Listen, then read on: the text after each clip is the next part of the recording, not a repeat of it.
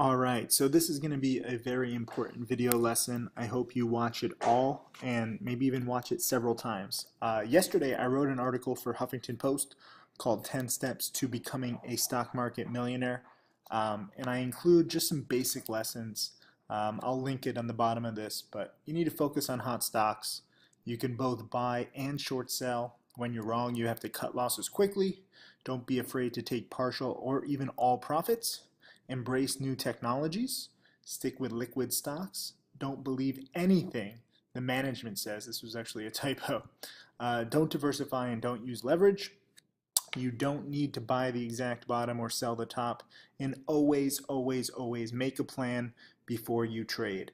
And I'm going to give you a few examples of several recent trades and plans and successes and mistakes. First, I want to start with this guy, Darren. He is a student, and he bought Tim Grittani's DVD, shorting CANF into resistance and 8% gain after commissions. So I brought up CANF in the chat room mainly because I was watching it around 11 a.m. An hour ago, 11 a.m. Eastern. And people were like, oh, Tim, buy it. It's in the 240s. And I'm like, why would you buy it in the 240s when there is long-term resistance right here at 250 and a ton of resistance in the threes? And then if you do any fundamental research, this company has very little cash. You know, it's been promoted in the past. It's not a play to chase. And you have to understand where the resistance is. And Darren watched Tim Grittani's DVD. Which, by the way, for the next 3 days is 45% off. I'll link this. All the DVDs are on sale. This was our going back to school sale. So I highly, highly, highly encourage you to take advantage of this. And Tim Grittani's DVD features over 35 trades, live trades. And his most popular strategy is shorting into the morning resistance, which was CANF. And a lot of you guys just aren't understanding that. So I put some commentary, some pretty brutal, truthful commentary saying CANF is a piece of shit. I have no ideas why you insist on buying random biotech. My guess is you like the action or thrill. And I followed it up because I got a lot of questions. And I said, let me be very clear. Buying a biotech earnings winner early, near the market open, that's fine. Okay, CANF was a solid buy at 220, but never chase midday. And really, you know, I don't think that it's even a short here when it was in the 230s when I posted that, because it's kind of mid-range. If you want to buy it early near the market open and try and get a morning spike, that's cool. You know, buying it at 215 or 220, you know, you had a nice 30 cents of upside here and 40 cents a share of upside. But don't expect these spikes to keep going. It is so important for you to see where resistance is. It's not a coincidence that in the morning pre-market, you know, it touched 265 and touched 265. And if you go back and look at resistance over the past 200 days, you know, right here, 290 is going to be a top. Right here, 295 is a top. Right here, 288 is a top. And right here, 255 is a top, and 250-ish is a top. So you have tops everywhere here. So why are you chasing a biotech on the hope that, you know, this is going to keep going? Do not hope. Do not hope. And Tim Grittani has proven, you know, he's the single most successful trader in the world, going from 1,500 to 2.8 million in the last 4 years, mainly shorting into failed morning spikes. Remember, MXWL was my dip buy yesterday, and it was because, you know, it had resistance here, or, you know, multiple resistance points here at 610-ish. And then when it tried to bounce here, 610-ish, and then today it's even lower.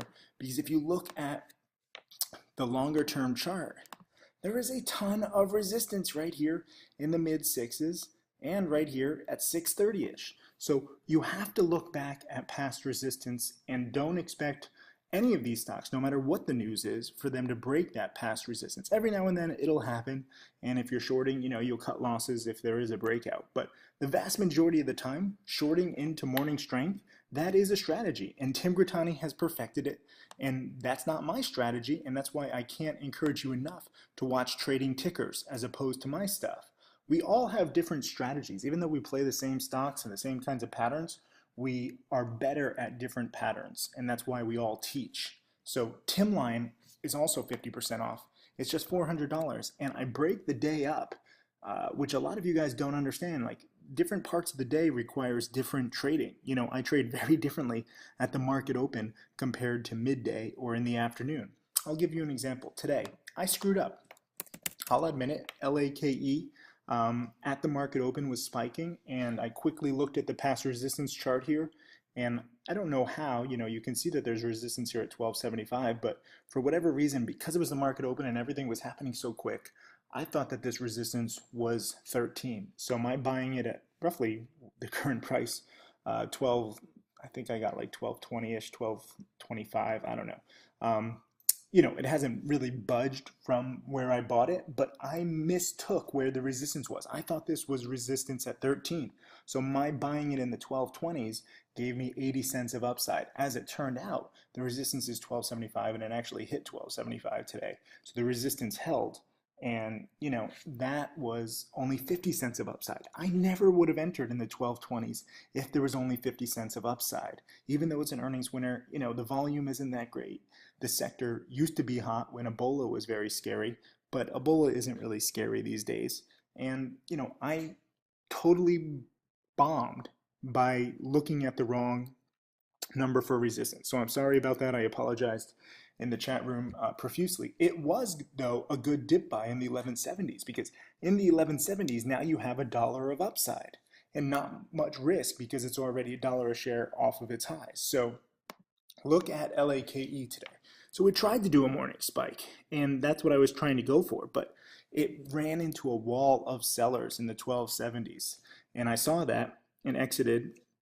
Again, I'm sorry, but in the market open, right near the market open, I'm going to trade very quickly. If it can break out, then that's awesome because I called the breakout.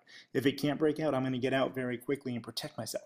The play would have been to buy it anywhere here in the 1175s, and now there's 50 cents of upside off of the morning lows. So whether you want to short into the morning stuff or dip buy, earnings winners really can keep going. And I had to remind people of this. I tweeted, always know the potential of earnings winners.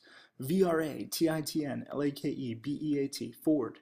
Every now and then, I'll mess up. And I can't remember the last time I mistook the resistance level. That was just a mistake because I was rushing near the market open and I wanted to get, my buy and alert out before I thought it could run more.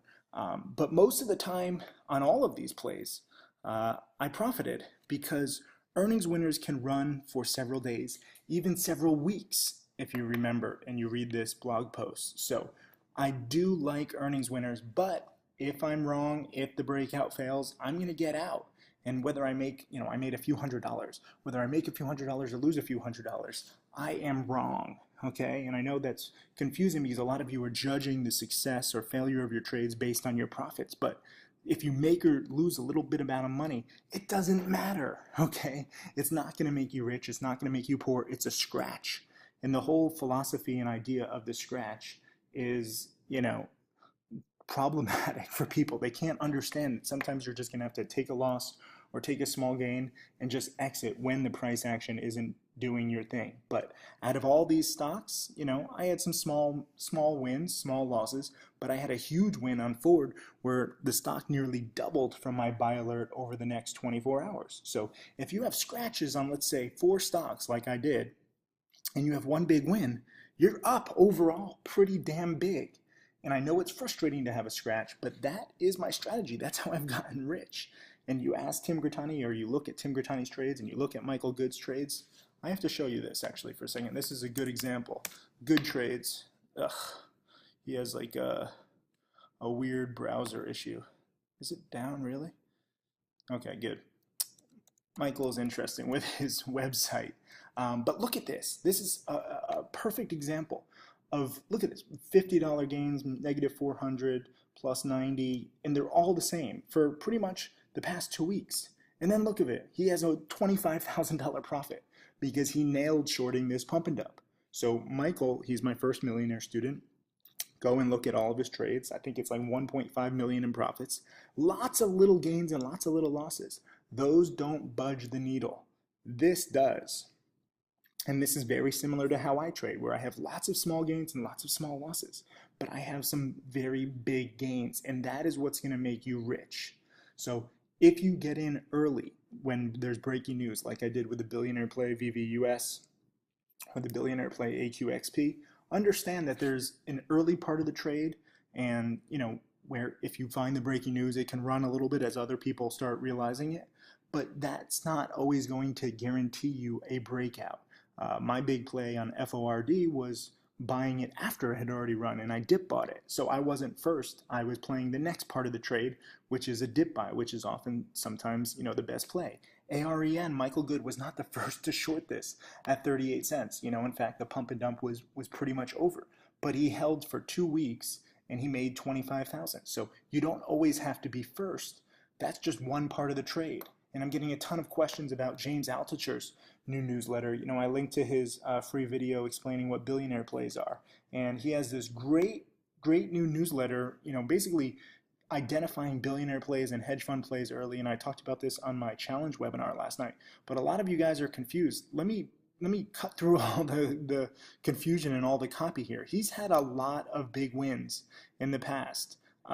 He's written a book, Trade Like a Hedge Fund, and now his newsletter is going to be, kind of taking advantage of how hedge funds and big VCs and billionaires invest. And I'm getting to the bottom of this because this is the coolest thing. You can try his newsletter for 6 months. No one else is offering a 6-month money-back guarantee. There's a lot of people who are like, oh, his story sounds too good to be true in the chat room last night. And I was like, I know James. He's had some big wins. He's had some big losses. He's gone broke a few times. He's also made $10 million inside of a year.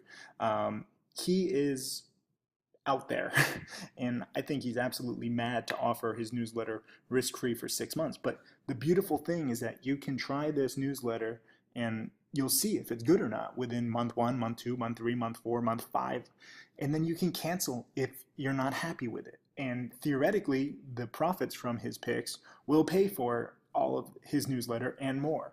And not to mention, because this is his first ever newsletter as opposed to just running a hedge fund, he's giving you a second year free. So if you do like the newsletter and you buy it now, then you get basically 2 years.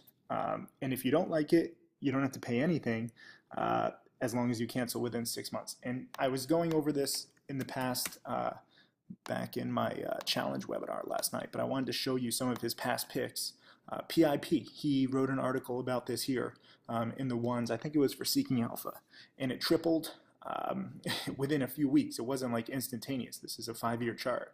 And it held up there for several months, even though PIP, eventually their drug didn't take off. But it was a triple if you recognized his wisdom and insight and being early in the trade. And he also wrote an article about VRNG right here when it was in the ones and how they were suing Google over AdWords. They eventually won 30 million, but then they lost the appeal. And as you can see, it eventually went down. But if you got in when he initially wrote about it, it was a triple over a few months. So those were, a few years ago. These are just a few examples. But if he has even one of these kinds of picks, I really think that his newsletter is going to be more than worth it. And that's why I am personally buying this. He's not giving it to me for free. I'm going to buy this so I can kind of see, is this newsletter worth it? And we'll see how his picks do over the first few months. But I'm willing to give it a try based on his past picks. And I know he has tons of connections. I used to do videos with him at thestreet.com, and he's literally insane. If you've ever read any of his books or watched his videos, insane in a good way, not like a dangerous way.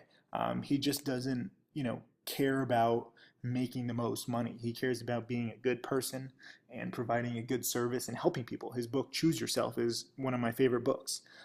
So that is James Altucher's newsletter. But I want you to see that there are many different patterns to play off of. It's not just, is this stock a buy or a sell? Most people think like that with the stock market, and that's not the key. Again, going back to my whole article here of 10 steps to becoming a stock market millionaire, it's always make a plan, okay? This is the most important.